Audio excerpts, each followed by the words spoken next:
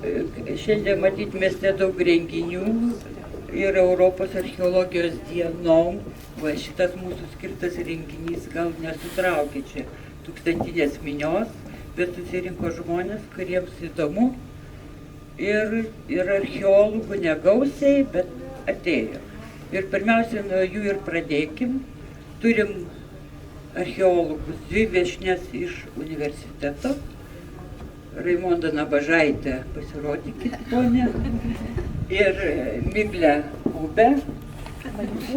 Dar porą archeologų, tai Darius Balsas ir Marius Petkus, kad žinotumėt, kaip atrodo mūsų miesto archeologai. Toliau archeologų, muziejaus archeologė norėčiau pristatyti, Ramunė Pračiulienė, mano kolegė. Toliau mūsų skyriaus darbuotoja Jolanta Mažeikaitė. Pasirodyk, Jolanta, kaip atrodo. Todėl, kad dažniausiai yra tik mūsų pavardės, o kaip mes atrodom, niekas ir nežino. Tai scenarijus yra toks. Neįleidžiam iškart, todėl, kad galvojam, kad į tokius lobius reikia pirmą paruošti žmonės, kad ten nepradėtų balaškytis ir panašiai, aišku, juokauju, bet iš tikrųjų šiandien švenčiam, visą Europą švenčia Europos archeologijos dienas ir jeigu archeologų šiandien mes neturim gausiai, tai žinokim, kad jie arba objektuose, nors ir penktadienį savaitgalį išvažiuoja dirbti, arba yra kitose muziejuose, kitose renginiuose. Ir tą sveikinimo kalbą gal direktorius pasveikins mus visus susirinkusiuosius, jisai garsiai moka kalbėti, jam mikrofonui nereikia. Jo, sveiki. Tikrai galvoju, kad daugiau archeologų, nes jau labai senai palikau archeologiją kitiems, nebepisinėjau pats, tai tiesiog daug labai yra jaunų, žavių žmonių, kurių jau nebepažįsti. Tai prašom jau tie, kurie esate jaunesni, kai susitinkat mus, pasisveikinkit bent jau. Tokiu būdu. Jo, o šiaip tai iš tikrųjų malonu, kad yra, toks vėl, man atrodo, archeologijos renesansas.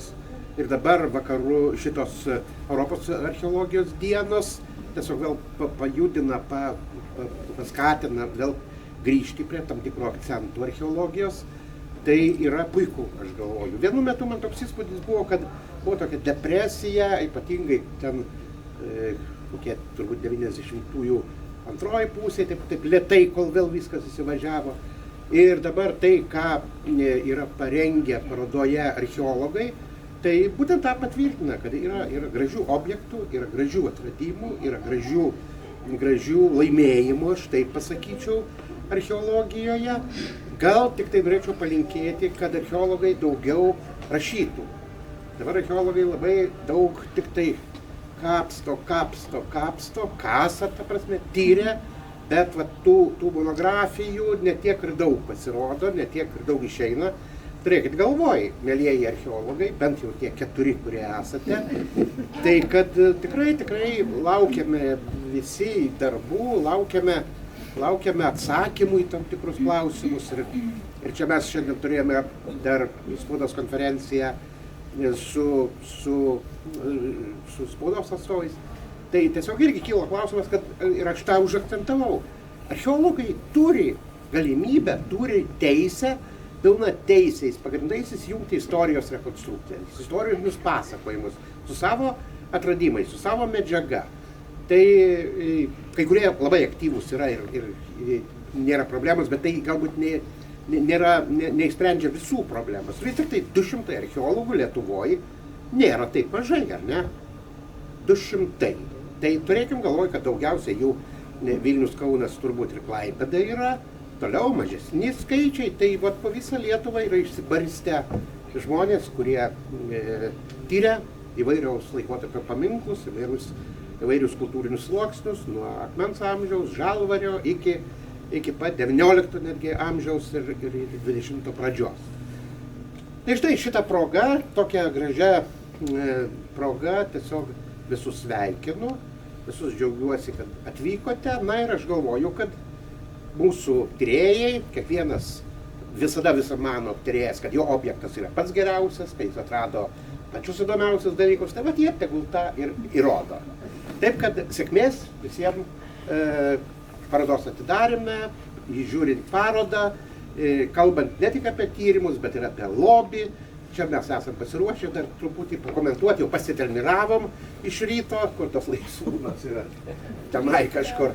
Pasitreniravom galingai, tai jisai papasakos jums dar ir gražių, ir kitokių dalykų.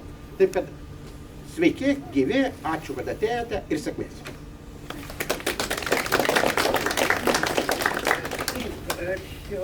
Mes archeologai šiaip svarbus žmonės esam, reikėtų pasididžiuoti, todėl kad be mūsų nei architektai gali dirbti, jokios statybos negali vykti.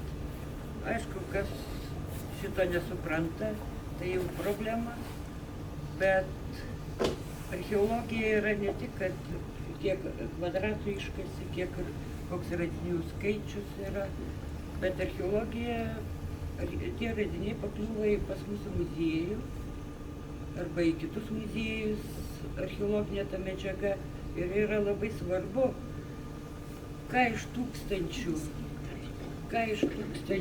tų radinių reikėtų atrinkti, pavyzdžiui, parodai, katalogams ir panašiai.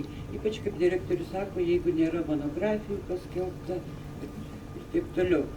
Todėl mes va šitai parodai bandėm atrinkti tokius objektus, apie kuriuos mažiausiai žinom, arba kurie yra tokie sensacingi, kaip kad Miklės, nuo kurios ir pradėsim, kai eisim į Miklės upės Kukuliškiai, kurie būtent atskleidė va tą laikotarpį, įsivaizduokit, tiek metų, niekas nežinojo apie tokį piliakalnį, apie bronzos amžių iš vis nieks ant Lietuvos atrodo, kad čia žmonių negyventa.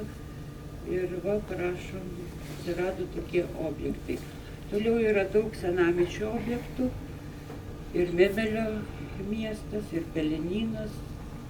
Tai irgi tokie svarbus, kurie užstatyti jau šiuo metu, bet va dar kartą pasikartosiu, kad be archeologų ten jokios statybos nebūtų galima.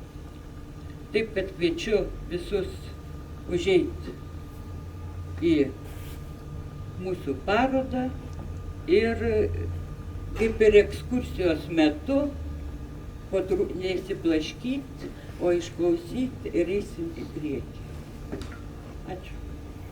Prašom. Nelabai supratau, ką reikia daryti. Nesiblaškyti, bet eiti į priekį. Labas.